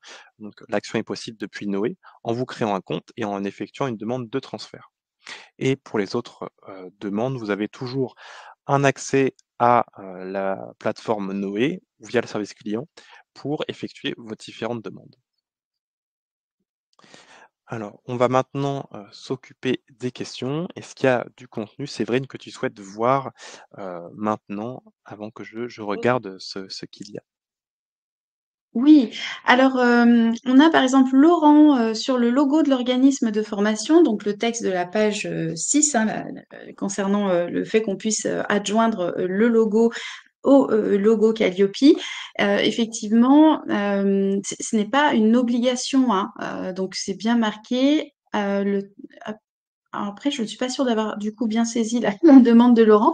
Si Laurent nous demandait effectivement si c'était impératif ou pas, vous n'êtes pas dans l'obligation de d'adjoindre votre logo à celui de Calliope, hein, du tout. Donc, voilà et effectivement, voilà, c'est ce qu'il a noté Laurent, le texte peut être adjoint. Effectivement, peut-être, mais aucune obligation. Vous pouvez le faire, mais vous pouvez aussi simplement utiliser le logo, avec la mention obligatoire et tout simplement. Voilà, aucune obligation. Alors Je regarde. oui. Ah, une question intéressante, Thomas. Sandra qui nous demande, est-ce que nous pouvons partager ce webinaire à des personnes non inscrites? Alors vous avez la possibilité de le faire. Après, ouais, je pense qu'il est un peu tard pour que ces personnes le rejoignent, sauf si, elles sont disponibles tout de suite et qu'ils Non. souhaitent s'inscrire. Mais, ils peuvent le rejoindre. En revanche, il faudra passer par l'inscription afin Oui. de pouvoir se connecter. Mmh. Mais oui, vous pouvez le faire, ce sera avec plaisir d'ailleurs qu'on pourrait informer d'autres personnes sur cette thématique. Oui, ils pourront de toute façon avoir accès au replay, sans problème en s'inscrivant avec le lien. Mmh. Bah, le replay est envoyé, aux personnes qui sont inscrites. Donc, là, si OK. l'inscription n'a pas été faite, ils vont pas recevoir. Mais en revanche, ce qu'on Oui. fait, c'est qu'on publie après sur YouTube la vidéo. Donc pour, les Oui. personnes qui auraient, manqué l'inscription et qui souhaiteraient quand même retrouver le Oui. contenu, ça peut se faire via YouTube. OK, très bien. Alors, je rebondis également sur la question d'Isabelle, je ne sais pas si elle est encore avec nous. Elle nous demandait effectivement si la dimension du logo est non conforme là, aujourd'hui, donc 8 août, et qu'après cette présentation, ce webinaire, effectivement, bah, elle le modifie, est-ce que l'auditeur l'acceptera? Alors, j'en profite pour, bien, vous faire comprendre. Effectivement, nous, on intervient le jour J, donc par exemple, si, je suis, dans votre organisme, je sais pas moi, le 13 août, je vais évaluer, ce que vous allez m'apporter comme élément de preuve, voilà, le 13 août. Maintenant là où j'imagine que la problématique peut peut-être se poser, c'est que si le logo était imprimé sur des documents, papier, peut-être un catalogue, papier qui est imprimé depuis plusieurs mois et effectivement vous allez présenter ce catalogue-là avec le mauvais, logo, Calliope, là ça peut peut-être être, effectivement problématique. Mais si votre logo, par exemple, sur le site internet était, trop petit, aujourd'hui et que vous le modifiez, du coup demain, ben, voilà, moi en tant qu'auditrice, j'interviens, le 13 août, donc je ne sais pas et je ne vois pas que votre logo n'était pas de bonne taille. Et je le rappelle, ce webinaire-là, comme, toute autre action de veille que vous menez, c'est justement pour, en exploiter, le contenu. Donc, aujourd'hui, vous venez peut-être d'apprendre ou de mieux comprendre l'usage de la marque et c'est même tant mieux. C'est tout l'intérêt de ce webinaire. Donc du coup, voilà, si ça peut vous permettre effectivement d'améliorer vos pratiques, c'est positif. A priori, oui, Isabelle était encore connectée. Merci. Donc j'espère avoir effectivement répondu à votre question. Il y a pas de problématique et au contraire, mettez en avant le fait que, vous assistez à des webinaires et que justement vous en exploitez, le contenu. Ça fait partie de votre veille légale et réglementaire. Indicateur, 23. Ouais, une question de Patricia sur l'utilisation donc du logo en fonction du support. Peut-on mettre le logo sur une lettre de mission ou une convention de formation? Ah ben merci. Non, vous ne pouvez pas, parce qu'une lettre de mission, comme un bon de commande, hein, donc ça va informer votre client sur une action en particulier.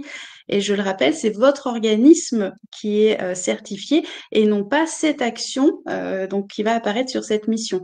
Pareil pour la convention de formation ou contrat de formation. Non, parce que ce contrat ou cette convention ne mentionne qu'un type d'action, cette fameuse formation informatique ou formation d'anglais. Non, et ce n'est pas votre formation d'anglais ou d'informatique qui est certifiée, mais bien votre organisme de formation. Donc, non, ça c'est pas possible. Non, le logo peut être apposé que sur des documents très génériques, mais pas spécifiques à une action. Sur un devis, par exemple, ce n'est pas possible. Vous voyez, puisqu'on ne nous pose pas la question, mais voilà, sur le devis, c'est pas possible. Question de Franck, j'utilise depuis plusieurs semaines une marque dont le nom est différent de la raison sociale de mon entreprise. Mon site Oui. internet affiche désormais cette marque. Quel impact sur l'affichage de la certification? Ah, alors, est-ce que je dois comprendre que le certificat que vous possédez aujourd'hui, le certificat Qualiopi, est au nom donc de votre organisme, enfin le nom social, bah, c'est au nom de votre raison sociale et qu'en plus vous utilisez une marque. Donc là, après il y a pour ma part, il n'y a pas d'impact parce que vous avez une marque et votre raison sociale. Et bien sûr, c'est votre raison sociale, votre organisme qui est certifié Qualiopi. Par contre, moi, je vous invite à revenir vers nous et notamment, voilà, passer par le service client pour demander la modification de votre certificat, puisque au niveau de votre certificat, vous pourrez ajouter en plus de votre raison sociale le nom de votre marque. Ça me paraît par contre important, tout simplement parce que vos parties prenantes, encore une fois, vont pouvoir identifier votre organisme correctement.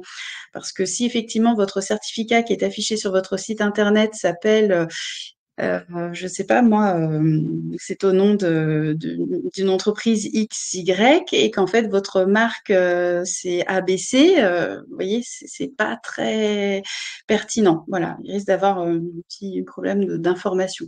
Donc moi je vous invite, parce que ICPF le propose, hein, c'est tout à fait possible. Donc contactez-nous par le service client et demandez une modification de votre certificat. Comme ça au moins, voilà, vos parties prenantes peuvent parfaitement identifier votre structure. Oui, il y a même eu des améliorations d'apportées très récemment, ça date de cette semaine, sur les modifications de certificats. Aujourd'hui, vous n'avez plus l'obligation de contacter le service client pour le faire. L'action est possible directement depuis Noé. Donc, lorsque vous C'est accédez à votre génial. certificat, vous pouvez indiquer s'il y a des modifications à faire et donc, là, on pourra identifier de notre côté la modification qui sera à faire et vous mettre à disposition les nouveaux certificats. Mais c'est super. Merci Thomas pour cette information. Ben, comme ça, en plus, c'est rapide et efficace. Mmh. Donc oui, je vous invite vraiment à procéder à cet ajout sur votre certificat. Heu, j'ai Nelly qui nous demande, pour le coup, elle est passée par le chat, au niveau des conventions, hein, je disais tout à l'heure, non, interdit, ne posez pas, n'apposez pas le logo Qualiopi. Par contre, oui, vous pouvez noter organisme certifié Qualiopi sous le numéro untel, tout à fait. Puisque là, ce n'est pas l'utilisation de la marque, mais c'est une phrase que vous ajoutez, et donc qui permet bien entendu, bah, d'identifier que vous êtes certifié Qualiopi, que vous avez votre numéro de certificat. Ça, c'est tout à fait possible, Nelly. Alors je retourne dans les questions, j'étais en train de répondre à l'écrit. Oui. Alors, une question de Christelle, la mention doit être positionnée obligatoirement sous République française concernant le périmètre de certification. Eh bien, ça, c'est une question qui revient, assez souvent et en reprenant encore une fois la charte d'usage, c'est pas noté que c'est obligatoire de d'écrire cette phrase-là en dessous, de République française.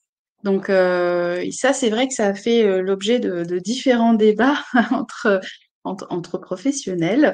Mais si on reprend la charte, voilà, hop, je viens de la réouvrir. C'est bien noté. La mise en forme, la typographie et la colorimétrie du texte de la déclinaison est libre et reste à l'appréciation visuelle du prestataire de formation. Donc, très clairement, au niveau de la charte, il n'y a pas l'obligation d'écrire cette phrase-là en dessous de République française. Votre obligation, toutefois, hein, c'est la mention qui doit être lisible et de taille équivalente ou légèrement plus petite que processus certifié. Donc, voilà, si on reste voilà, attaché à la charte d'usage, officiellement, il n'y a pas d'obligation d'écrire cette phrase-là en dessous de République française. Alors j'avais vu une autre question de Christelle qui me semblait pertinente, que je voulais, Mhm. poser plus tôt et que j'ai perdu de vue, alors qui concernait l'utilisation du logo Calliope. Ah voilà, je l'ai. Est-ce que sur la page d'accueil d'une plateforme LMS, tant qu'on n'est pas entré dans un parcours de formation, il est possible de publier le certificat et d'apposer le logo de certification? Ah oui, merci Thomas. J'avais vu cette question et ça m'avait échappé. Donc là, en fait, pour bien comprendre, le certificat Calliope, puisqu'encore une fois, le logo, vous n'avez pas l'obligation de communiquer sur l'usage, enfin sur le logo. Donc vous pouvez l'apposer et le diffuser après avoir contractualisé d'ailleurs avec vos bénéficiaires. Mais en ce qui concerne le certificat Calliope, il doit être mis à disposition de toutes les parties prenantes. Donc ma question, c'est est-ce que au niveau de ce LMS, du coup, c'est un accès privé? Est-ce que moi, par exemple, je peux me connecter à ce LMS? Est-ce que ce LMS a une adresse comme un site internet? C'est une vraie question qu'elle nous pose là. C'est-à-dire que pour que tout le monde comprenne bien, l'obligation du certificat, c'est si vous avez un site internet, il faut pouvoir y accéder. Donc si vous n'en avez pas de site internet, ben, il n'y en a pas. Et ben, voilà. Et dans ce cas-là, vous devez apporter la preuve que vous transmettez le certificat à vos prospects, clients, donc par mail, hein, certainement, ou autrement que vous l'affichez dans vos locaux si vous recevez du public. Mais le LMS, bah, soit vous le mettez à disposition en plus sur le LMS si vous avez un site internet, soit ce LMS, eh bien, il est accessible avec une adresse, Je suis en train voilà, de un site relire la internet. question et dans la question, il n'y a Oui. pas d'interrogation, d'obligation. C'est plutôt de savoir si, sur cette plateforme, Christelle peut utiliser le logo et le certificat. C'est pas une Ah question pardon, d'obligation. OK. Est-ce Ah oui, que c'est pas je une peux le question faire? d'obligation. Est-ce que je peux le faire? D'accord. Alors, le certificat, oui. Alors là, vous pouvez, le certificat aujourd'hui, vous pouvez le diffuser en plus, bien sûr, sur votre LMS, pas de difficulté. Et par contre, le logo, attention, parce que si le logo est positionné sur alors là, a priori, c'est avant de rentrer dans un parcours de formation. Donc, si c'est apposé sur une information générique de l'organisme, oui. Par contre, attention, le LMS, je ne sais pas à quoi il ressemble, mais si c'est apposé sur une action, un programme en particulier, là, c'est pas possible. Là, elle indique que ce Donc, serait sur la page d'accueil, donc avant même de rentrer sur un parcours de formation. alors, page d'accueil, mais page d'accueil de l'organisme de formation et non pas page d'accueil d'une action de formation. Vous voyez ce que je veux dire? C'est-à-dire que si c'est l'accueil, donc si c'est l'introduction pour, alors par exemple, imaginons, j'ai accès à ce LMS, je vais suivre une formation sur, je sais pas moi, communiquer avec l'IA.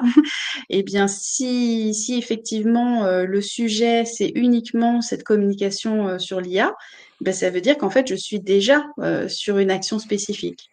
Il faudrait vraiment que la page d'accueil, en fait, cette page-là, bah, concerne une introduction peut-être sur l'organisme de formation qui est certifié Calliope ou voilà, attention, hein, c'est vrai que ça, ce sera à l'appréciation de l'auditeur, parce que si l'auditeur se rend compte que finalement, bah, l'ensemble du contenu ne fait référence qu'à un type d'action, eh bien, ce sera non conforme. Pour le logo Calliope, le certificat, pas de difficulté. Aujourd'hui, on a le droit de le diffuser comme on le souhaite. Alors, on va prendre 2 questions encore avant de mettre un terme à la diffusion, puisqu'il est 15h30. On va terminer dans quelques instants. Alors, est-ce que tu as une question, à Séverine que tu souhaiterais traiter, que tu n'as pas eu Alors, l'occasion? oui, parce qu'encore une fois, là, j'ai par exemple Françoise qui nous dit, peut-on utiliser un QR, alors je m'imagine un QR code, sur les supports de formation qui renvoient au certificat Calliope? Alors oui, si ça renvoie au certificat Calliope, Aujourd'hui, on n'a pas d'informations contraires à ce sujet. C'est juste par rapport au logo Calliope, hein, qu'on ne peut pas utiliser sur les supports de formation, hein. Donc, qu'il soit, présenté sous forme de QR code, ou présenté avec la marque figurative, non, on ne peut pas utiliser le logo Calliope sur des supports de formation. Après, si vous souhaitez renvoyer sur votre certificat Calliope, pourquoi pas, mais attention, encore une fois, l'obligation, c'est surtout de bien communiquer en amont et auprès de tout public, hein, toutes les parties prenantes, votre certificat Calliope. Il ne faudrait pas vous dire: «Oui, mes supports conduisent, vers le certificat Calliope, à travers un QR code, donc j'ai pas besoin de le diffuser sur mon site internet ou dans mes locaux». Non, ça, ce serait pas conforme. Hop, c'est noté. Et de mon côté, est-ce que je vois une autre question qui n'a pas été traitée? Je regarde puisqu'il y a parfois des Oui, doublons, de questions. Voilà. Je te laisse, je regarde au niveau, choisir cette, dernière question si tu en vois une. oui, alors je regarde si on, mmh donc ça, on l'a évoqué effectivement. Après ce qu'on retrouve, il y avait des questions plutôt sur, les étapes de surveillance et de renouvellement qu'on Ah oui, avait, oui. voulu garder pour la fin. Une question de Benoît. Mmh. Combien de temps à l'avance devons-nous contacter, la planification pour l'audit de surveillance et de renouvellement? Donc Mmh. quel est le délai moyen de traitement entre l'émission de la demande et la planification de l'audit? Alors, très clairement, hein, planifier, utiliser pour planifier, utilisez votre plateforme Noé. Comme ça, vous allez pouvoir, noter, vos disponibilités, les jours, voilà, votre créneau ou si vous avez même des jours en particulier ou voilà, noter un créneau de date. Donc quand vous allez envoyer effectivement votre demande de planification, que ça soit pour la surveillance ou le renouvellement, votre demande, elle sera traitée directement par le service de planification. Donc ça se fait, alors bien sûr, si vous faites la demande un samedi, ça va pas être traité tout de suite, mais ce sera traité dès le lundi.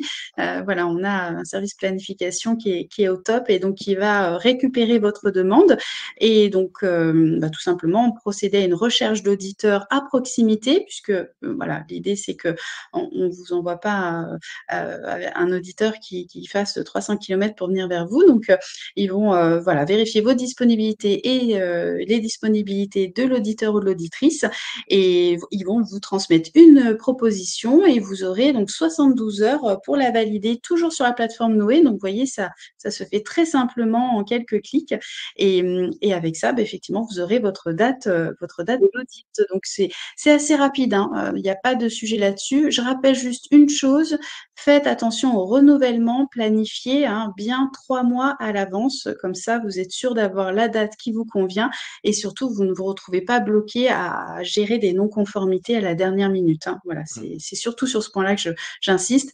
Après, si vous passez par la plateforme Noé, nos équipes prennent le relais au niveau de la planification et ça va très, très vite. oui. Donc en effet, pour revenir sur, ce parcours, vous n'aurez pas de réponse le samedi, mais en tout cas, on Mmh. propose depuis peu des dates d'audit le week-end, donc samedi et dimanche. Donc, vous pouvez, faire cette demande si vous souhaitez avoir une date sur ces créneaux-là, peut-être pour des raisons d'organisation ou, d'urgence. Voilà. Donc, on va mettre un terme à la présentation sur ces mots. Donc, je te remercie une nouvelle fois, Séverine, pour, ta participation, donc les informations que tu as pu délivrer, tout du long. Donc, merci pour la clarté et merci également à l'ensemble des participants qui sont encore là. Donc, on est, une soixantaine Oui. encore de connectés, pour un Mmh. début de mois d'août, c'est énorme. Donc merci à C'est vous. fantastique. Merci à vous pour cet échange, pour les questions et je vous dis à Mmh. bientôt pour un prochain webinaire. À très bientôt. Merci Thomas, merci à vous tous et puis, oui, à très bientôt sur un prochain webinaire. Au revoir. Au revoir.